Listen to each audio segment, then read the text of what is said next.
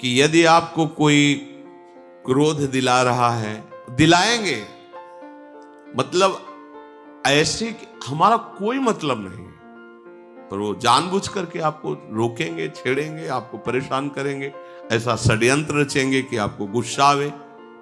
जैसे एक अभी पीछे सुनाया था ना, शिष्य ने कहा गुरुमंत्र ले, तो तुम्हें क्रोध दिखाई देता है, तो गुरुजी ने ही प्रेरणा की, झाड़ू मार देना, आपकी टोकरी डाल देना, ऊपर पूरी डाल देना। तो हमारे गुरु भगवान है, वही प्रेरित करते हैं, जाओ पीछे से बोल, बड़ा पाखंडी नीच है, देख ड्रामाबाज जा रहा है।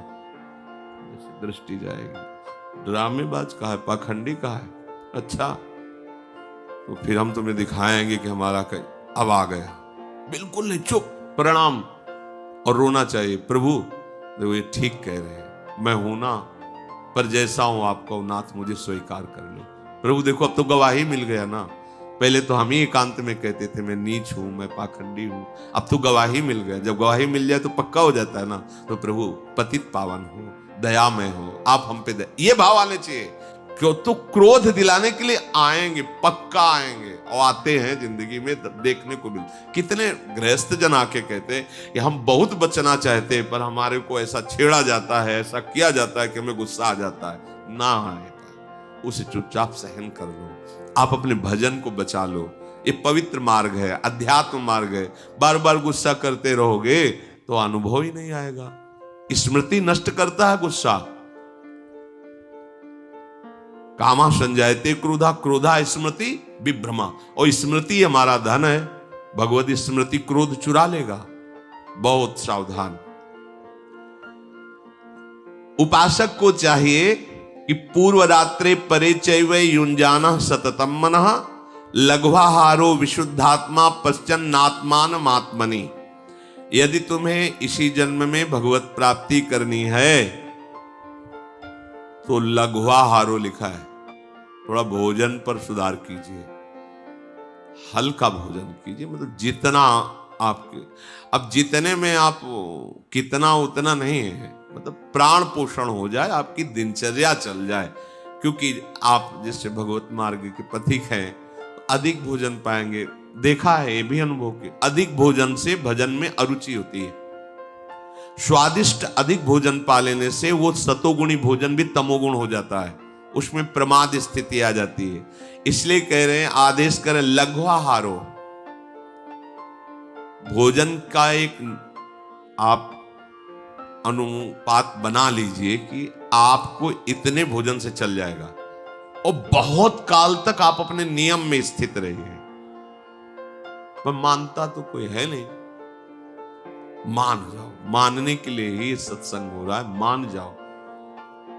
जितना आप एक नियम बना लो, आप एक दिन पाके देखो, और वो लघुआहार वही माना जाएगा भोजन पाने के बाद तुरंत क्रिया या बैठना पड़े, मतलब कोई क्रिया में लगना पड़े या बैठना पड़े, आपको पेट का वजन नहीं आना चाहिए। ऐसा नहीं लगना चाहिए या खाए तो थोड़ी देर लेट जाए, ऐसा लेट जाओ अच्छा है, पर आपको नहीं लगना चाहिए। इतना भोजन लघुआहार कहा जाता है।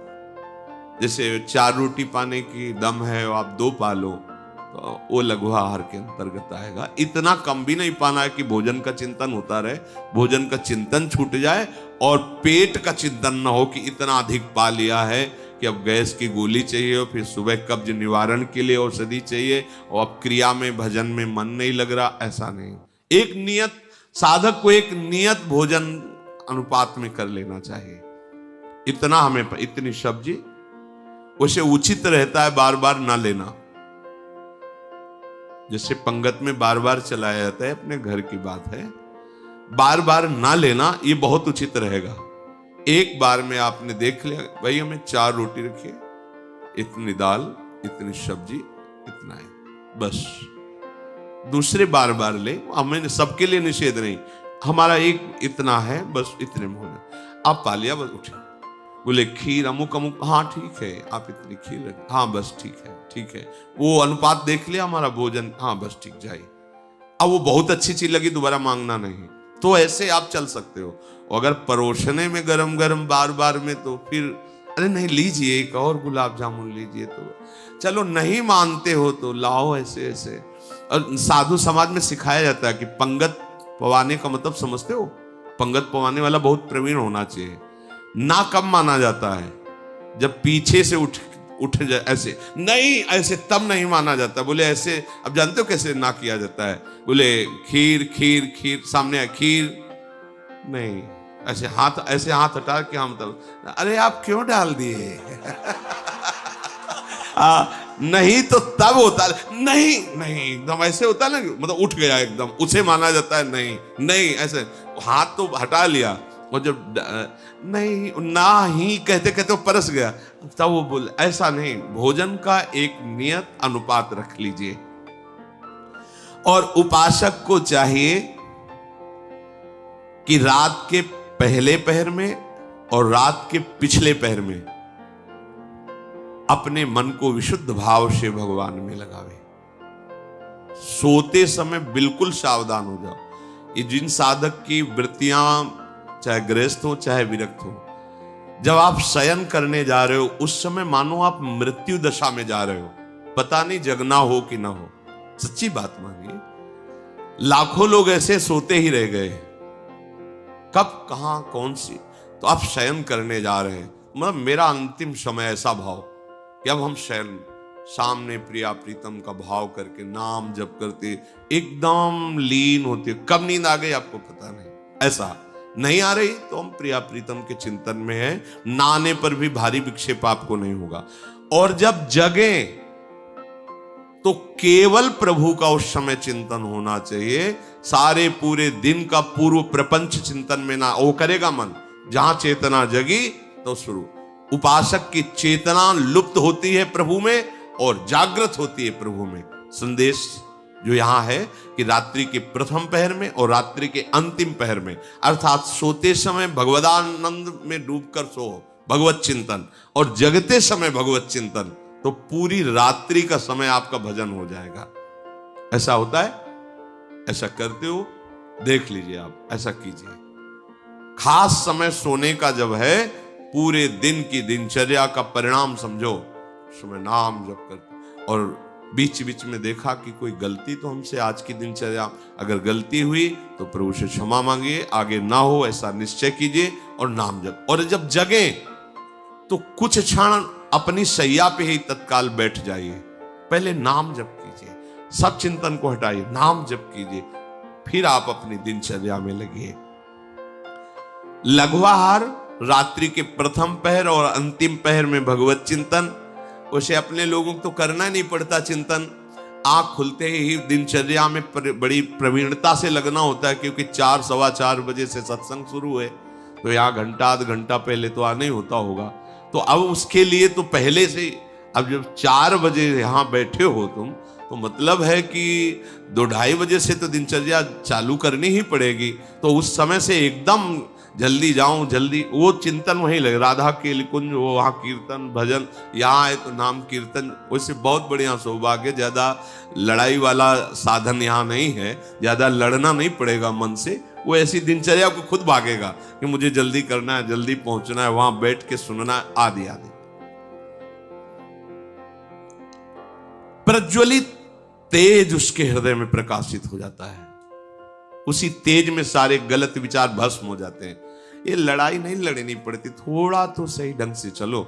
अब जितना भी बताओ सुन लोगे, पर मन के अनुसार चलना अच्छा लगता है, शास्त्र के अनुसार चलना अच्छा नहीं। आज्ञा पालन कर लो, सच्ची बात कहते हैं, आज्ञा पालन कर लो। हमारा हंसना, हमारा खेलना, हमारा तुम्हारा दुलार करना, तुम्हारा डांटना, केवल एक ही बात, तुम्हारे मन को मैं पकड़ पाऊं। मन को पकड़ लिया ना, वो ऐसे पकड़ में नहीं होता, ये ऐसा भूत है, अभी यहाँ कल वहां ऐसे, इसका स्थान ही समझ में नहीं आता है, और वो तुम्हारे सहयोग से समझ में आएगा।